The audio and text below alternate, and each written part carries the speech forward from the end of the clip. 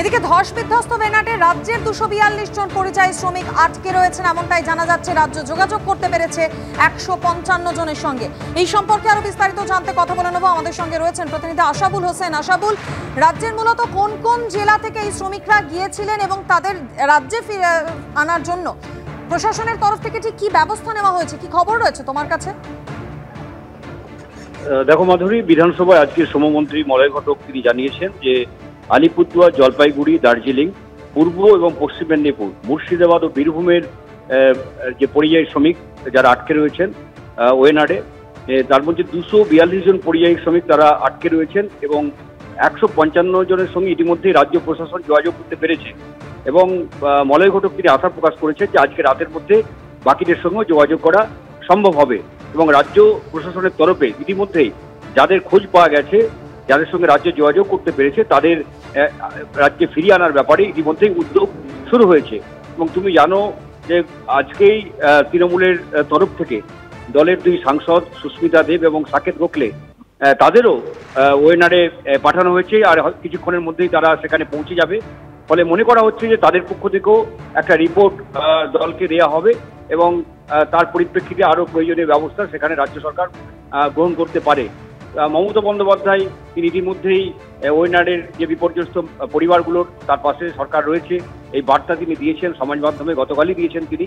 ফলে সামগ্রিকভাবে রাজ্য প্রশাসন বিষয়টার উপর নজর রাখছে এবং যে 155 জনের সাথে যোগাযোগ করা সম্ভব হয়েছে 242 জনের মধ্যে, বাকিদের সঙ্গে আজকে রাতের মধ্যে যোগাযোগের চেষ্টা হচ্ছে এবং সবাইকে পাওয়ার পরে রাজ্য প্রশাসনের পক্ষ থেকে তাদের রাজ্যে ফিরিয়ে আনার ব্যাপারে প্রয়োজনীয় ব্যবস্থা গ্রহণ করা হচ্ছে বলেও মলয় ঘটক আজকে জানিয়েছে। ধন্যবাদ আশাবুল।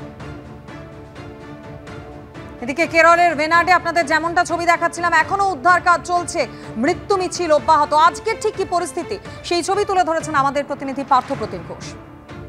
সাজানো ওয়েনাড একেবারে ধ্বংসস্তূপে পরিণত হয়েছে। যেখানেই তাকাচ্ছি সেখানেই শুধুমাত্র যারা উদ্ধারকারী দলের সদস্যরা তারা রয়েছে। একের পর এক যে ঘর বাড়িগুলো দেখতে পাওয়া যাচ্ছে, সেই সমস্ত ঘর বাড়িগুলো সম্পূর্ণ ফাঁকা অবস্থায় পড়ে রয়েছে। কোনো বাড়িতেই কিন্তু কোনো বাড়ির সদস্যরা নেই, কারণ এখানে যে পরিস্থিতি তৈরি হয়েছে সেই পরিস্থিতি হওয়ার দরুন কিন্তু এখানে অনেকেই আতঙ্কে তারা ঘর ছেড়ে চলে গেছেন। অনেকে উদ্ধারকারী দলের সদস্যদের কাছে জানাচ্ছেন যে তারা কিন্তু এখানে থাকতে চান না, কারণ পরবর্তীকালে কী পরিস্থিতি হবে।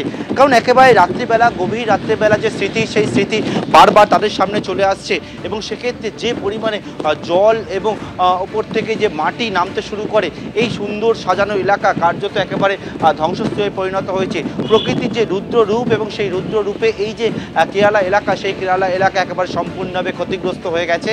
এবং এখানে দেখতে পাচ্ছি একের পর এক অ্যাম্বুলেন্স সারিবদ্ধভাবে দাঁড়িয়ে রয়েছে, সেনাবাহিনীর গাড়ি এখানে দাঁড়িয়ে রয়েছে, সেনাবাহিনীর অত্যাধুনিক নানা যন্ত্রাংশ সেগুলো এখানে নিয়ে আসা হয়েছে এবং সেনার যে টিমের যে ডক্টর, যে অ্যাম্বুলেন্স, সেই সদস্যরা তারা এখানে এসে পৌঁছেছেন এবং গোটা কেরালা এলাকায় এই যে ওয়েনাডে যে জায়গায় চুরালবেলে যে গ্রাম রয়েছে মেপাড্ডির, সেই জায়গায় দেখতে পাওয়া যাচ্ছে শুধুমাত্র অ্যাম্বুলেন্স, ক্রেন, এছাড়া জেসিবি, এছাড়া কিন্তু বিভিন্ন জায়গায় হেলথ সেন্টার এবং রিলিফ সেন্টারের পাশাপাশি কিন্তু আমরা দেখতে পাচ্ছি এখানে বিভিন্ন যে জায়গাগুলো রয়েছে সেই সমস্ত জায়গায় শুধুমাত্র পুলিশ এবং পাশাপাশি উদ্ধারকারী দলের সদস্যরা থেকে এখন সমস্ত বিষয় যেদিকে এখন নজর রয়েছে সেটা হচ্ছে দ্রুত উদ্ধার কার্য সম্পূর্ণ করা এবং সেই উদ্ধার কার্য সম্পূর্ণ করার জন্য এই কেরালা এলাকার কার্যত পরিণত হওয়া ওয়েনাডের মৃত্যুপুরী, সেই মৃত্যুপুরী থেকে উদ্ধার কার্য দ্রুত শেষ করার চেষ্টা করছেন উদ্ধারকারী দলের সদস্যরা।